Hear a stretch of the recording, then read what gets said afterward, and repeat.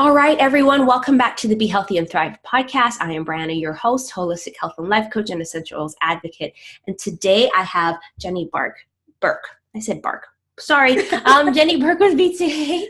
And she is eating psychology coach. Is that how you say it? Okay. Yeah. And she is just going to share with us all about her experience around just the mindset portion around eating and your body and yourself. And you guys know, if you've been listening to me for a while, that is something very huge for me. That was like the beginning of my story.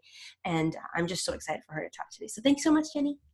Oh, thank you so much for having me, Brianna. I'm so excited to be here. Me too. And I cannot believe I got your name wrong. I'm like, no. Then Bark. I'm like, no, it's not a Bark. Okay. So can you just maybe share, introduce yourself a little bit about who you are, what you do, your story, that sort of thing. Oh, yeah, absolutely. Thank you so much. So as you said, my name's Jenny Eden Burke, and I'm a certified eating psychology coach, also a body image mentor and a motivational speaker and a best-selling author. So I wrote a book about body image. It's definitely a topic near and dear to my heart. I always struggled with my weight and my body image and with food. And I had quite a journey, and I was able to finally heal that relationship. And ever since, have been really passionate about helping other women in particular, but also men and teenagers, to heal their often fraught relationship with food and with their bodies. So it's really something that I get a lot of meaning from, and I've been doing it about 2.5 years now. Wow, only 2.5 years, and you've got all that under your belt. That's awesome. Yeah, I think I was looking you up on Pinterest actually, and I saw that you had your book title there, and I was like, that's amazing. So maybe, just share with us a little bit about your book and what led you to do that and what it's about. Yeah, sure. So I had this book in my head for a long time, but it's a very personal topic, and a lot of times we're not really talking about how bad we feel about our bodies and our trying so hard to meet these societal ideals of what a good body looks like, a healthy body looks like. And I, had always struggled with myself. And prior to becoming a eating psychology coach, I was a health educator at a national health and weight management company for 13 years. And my whole job there was to help people lose weight. And so I felt like very conflicted, because here I was teaching other people to lose weight, and I struggled with my weight myself, and I felt like almost like a spotlight was on me all the time. And I took the psychology of eating course, and not only did I shift my career, but my whole personal life changed too, because I finally gave myself permission to throw away the scale and to trust my body again, and to just not really be subscribed to dieting culture anymore. And I thought, I really want to share this story, because it started when I was really young, and my mom is a chef, and there's all these different messages that I got as a kid. And so the book is really just divided into 3 parts. The first part is my story, how I got, indoctrinated into dieting culture and dieting and chronic dieting, and how I eventually wrestled my way out of it.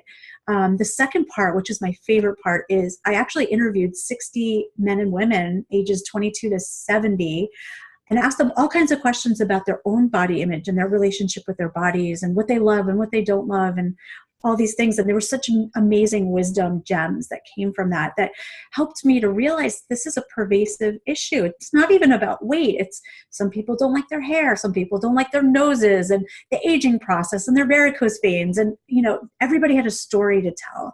And I wanted to really highlight that and have other people realize that there's a commonality between us. And how can we overcome that? How can we really subscribe to body reverence and understand that there's an innate worth in all of us, no matter what you look like on the outside.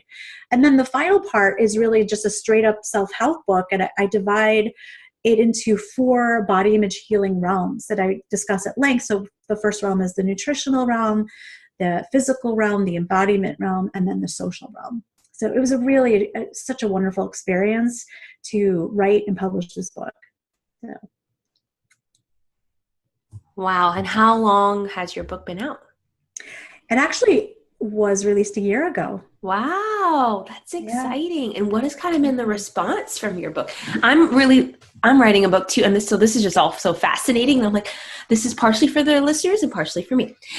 So how has the response been like? Because I know that's one thing, at least what I've been thinking about is that the difference with like a course or something, you can modify it at any point. With a book, it's like, it's out there, it's done. I know you could do revise. And so that's sometimes a little vulnerable. So how was that for you, and what's been the response? The response has been beyond my wildest expectations. Awesome. I'm so honored that I've gotten such good feedback from it. I got, some amazing reviews and endorsements, and there was a little bit of pushback from the body positive community. I consider myself sort of a hybrid in some ways. Like there were things that I didn't even know could potentially be offensive, including writing down your weight. Like the number can be triggering for some people, and I didn't know that. And using the word overweight or obesity or BMI are words that are really charged for some people. So I consulted with some people who I admire in the body positive world and the health at every size community, and I got a little bit of pushback from that, and I was able to edit it, and I really wanted it to be me and my voice and my philosophy, but I also wanted it to be really inclusive and not triggering in any way. So I was really happy that I took that time to have other people read it before I published it, so that it could really sit well with the people that I want it to resonate with the most, right? So, but in general, it's just been an amazing ride. I had a really fun book signing party, and a year later it's still selling copies, so it's been great. That's so great. Well, so everybody go and buy the book from now. Body Image Blueprint. It's on Amazon. Yes. Check it out. And Kindle. Yes, it's on my little wish list. I'm really into audiobooks these days, so it's like I have to like go, okay, audio, hardcover, okay. That's next on my list. I want to audiobook out of it. So. Yeah, that would be awesome. And I love it when it's from the author as well, because it gives that personal touch. So, okay. So tell us a little bit then, you mentioned a little bit about your story, kind of growing up chronic dieting. And so what really kicked you into I know you said going to the eating psychology course kind of helped you as well, which is the same thing with my health coaching course. What made you want to do the course? How did you know that was the next best step for you? Oh, that's such a good question. So after having been at this company for 13 years, the last 2 years ago or so that I was there, I started to question whether I was really helping people, because certainly they were losing weight and their biometrics were improving because of that. I realized that there would be a lot of recidivism, meaning people would lose the weight. And because I was there for so long, I would see people come back over and over and over again. And I would also teach a maintenance phase. So it was, again, like I said, very aggressive medically supervised weight loss program that had a cognitive behavioral component to it. And I did one-on-one counseling, but I started to feel sort of heavy in my chest and people keep gaining their weight back. And we're not really addressing some of the deeper reasons why people want to eat these foods in the first place, or overeat or binge eat or stress eat. And I felt very compelled to understand that better. And it was beyond the scope of what my company could do. And I just felt like a calling to really understand, why was I a chronic dieter? Why was this so hard for me? And also people would try to bring up these trauma in their childhood and all these things. And I couldn't go there. It had to be very topical. And I realized no, I need to go deeper. I'm ready. I'm ready to really understand and help people from the inside out in a really holistic, deeper way. Yeah. And that's sort of what did it for me. Yeah, no, that's awesome, because I love what you're saying, that it is about the food, but it's not about the food. There's usually something else going on, and food is a way that we deal with it. And so I love that you took that course and just are doing this. So tell us then, what does it look like to work with you? What are sort of the things that you kind of go through with your clients, and kind of what do you find are their main struggles, and kind of how do you help them with those struggles?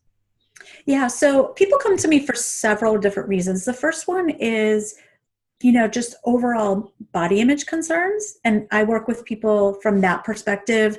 And it's a lot of addressing faulty beliefs. It's a lot about embodiment and stress reduction and, trusting your body again. So there's a whole like session, like level of sessions that I do from that perspective. A lot of people will say, Jenny, I'm here because I want to lose weight. And I say, okay, but what do you really want? Like, no, but I want to lose weight. I go, okay, I totally understand that. But like, what do you imagine happening at your low weight? Like, what is it that you really want? Oh, I want to feel better in my skin. I want to, be able to hike again. I want to like, get down on the floor with my grandkids. I want to feel better in my clothes. Like all these things start to come out, right? And I say, okay, well, let's work on that.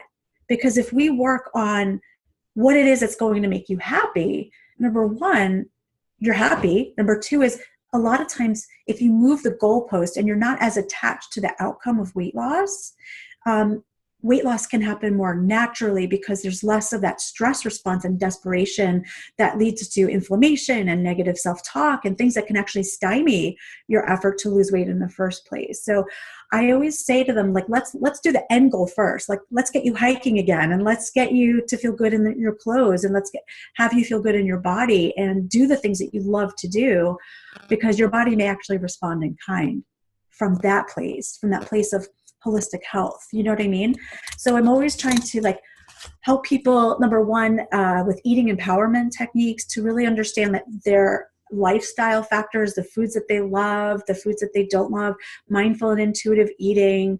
I work with people on stress reduction and really balancing where in their lives that they're feeling like there's some sort of void.